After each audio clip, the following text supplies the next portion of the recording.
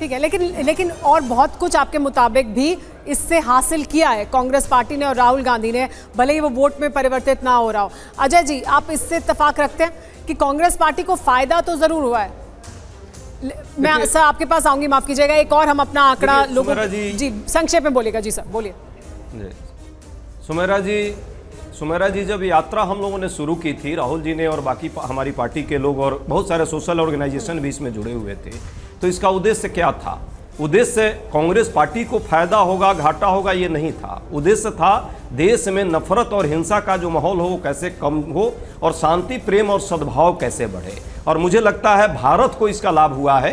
भारत के संदर्भ में ये यात्रा थी जहां सद्भाव एक साथ रहे, प्रेम एक साथ रहे, भारत के संविधान के दायरे में रह करके लोग अपनी वार्ता करें, उदारता का जो एक चरित्र है, गांधीवादी जो सोच है वो बढ़े। उसके लिए कांग्रेस पार्टी या राहुल जी ने किया था यात्रा और वो पूरी तरह से सफल रही है इस देश में। अब वातावरण भी, माहौल भी बदला है पूरे देश में।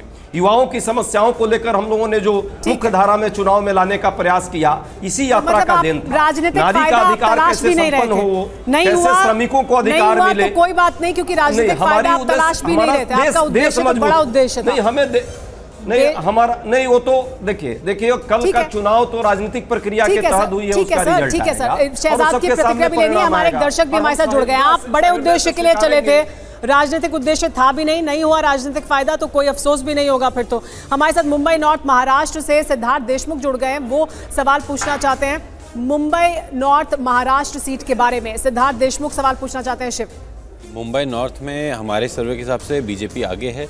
यहाँ पे करीबन 65% के करीब हमारे सैंपल में वोटिंग परसेंटेज आ रहा है और जो कांग्रेस का यहाँ पे वोटिंग परसेंटेज है करीबन 24% है। तो बहुत बड़ा अंतर है जिससे कि पाट पाना भी बहुत मुश्किल है। यानी साफ तौर पर मुंबई नॉर्थ बीजेपी के खाते में जाती हुई दिखाई दे रही है हमारे एग्जिट पोल के मुताबिक।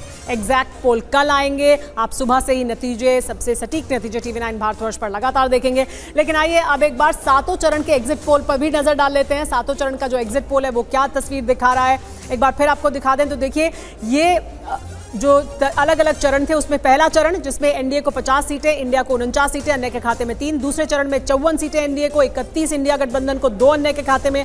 तीसरे चरण में 69 सीटें एनडीए को, 25 इंडिया गठबंधन को, 1 अन्य के खाते में। चौथे चरण में 60 सीटें एनडीए को मिल रही हैं, 21 सीटें इंडिया गठबंधन को मिल रही हैं, 15 अन्य के खाते में जा रही हैं। पांचवें चरण में 35 एनडीए गठबंधन को, 13 इंडिया गठबंधन को और 1 अन्य के खाते में। छठे चरण में 45 एनडीए गठबंधन को, इंडिया को 8 सीटें और अन्य के खाते में 4। और सातवें और अंतिम चरण में 33 सीटें एनडीए को मिल रही हैं, 15 सीटें इंडिया गठबंधन को मिल रही हैं और 9 सीटें अन्य के खाते में जा रही हैं। तो ये 7 चरण का एग्जिट पोल, ये पूरी तस्वीर आपके सामने। 5 चरण जो पूरे 7 चरण है उसके बाद तस्वीर ये दिख रही है। एग्जैक्ट पोल आएगा कल सुबह से और कल सुबह से लगातार आप एक बड़ी और मेगा कवरेज देखेंगे TV9 भारतवर्ष पर। आप लगातार हमारे साथ बने रहें, आप सबका बहुत बहुत शुक्रिया। शहजाद, आप अगर कुछ कहना चाह रहे हैं, माफ कीजिएगा बहुत देर से, संक्षेप में, बहुत कम समय हमारे पास। जी नहीं, अभी अजय भाई कह रहे थे कि ये जो है वो सद्भाव बढ़ाने के लिए यात्रा थी, तो सनातन समाप्ति की बात करने वाले सद्भाव बढ़ा रहे थे क्या?